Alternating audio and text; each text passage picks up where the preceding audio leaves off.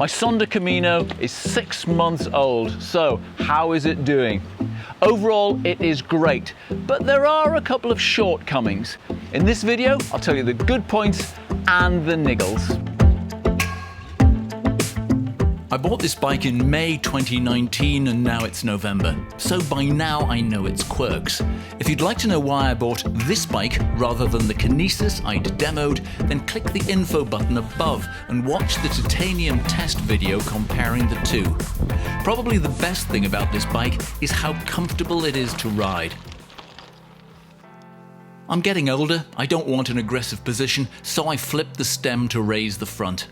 I switched the saddle, but that's entirely cosmetic. The original was fine and I'm putting it back on for winter. The bike came with 650B rims and 47mm tyres, which were great, but a little heavy at about 4 kilograms. I bought a pair of 700C Hunt rims and 35mm tyres for more road-like routes and for winter riding. They're about 3 kilograms.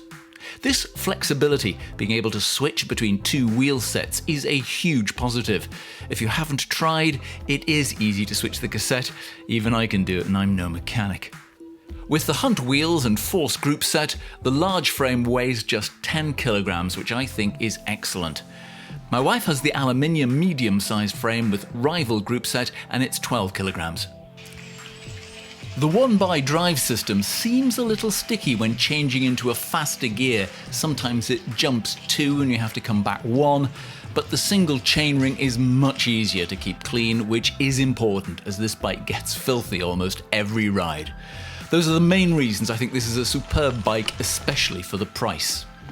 If you're finding this video helpful, it would be really helpful to me if you would hit the subscribe button and turn on the bell notifications. It helps YouTube rank the video higher.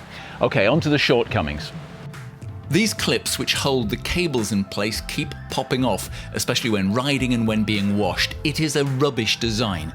I've replaced most with cable ties, which I now keep in my repair kit because a flapping cable during a ride is a dangerous nuisance. Liz doesn't ride as much as me, but you can see her bar tape has easily torn. Mine came off within weeks.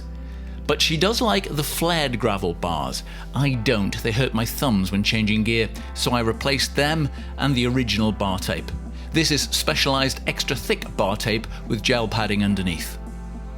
The quality of the titanium build is excellent, but I've noticed there are a few marks in it which are irritating cosmetically.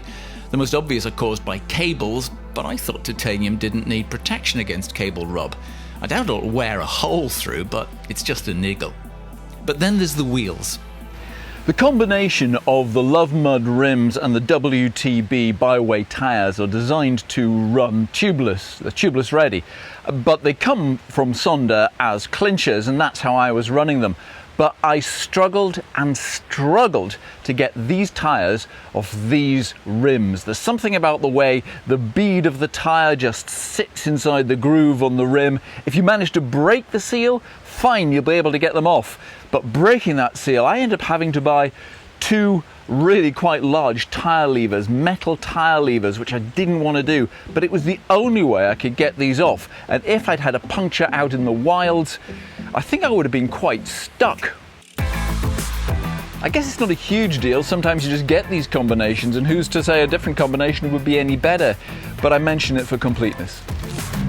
So that's my Sonder Camino at 6 months, good and bad.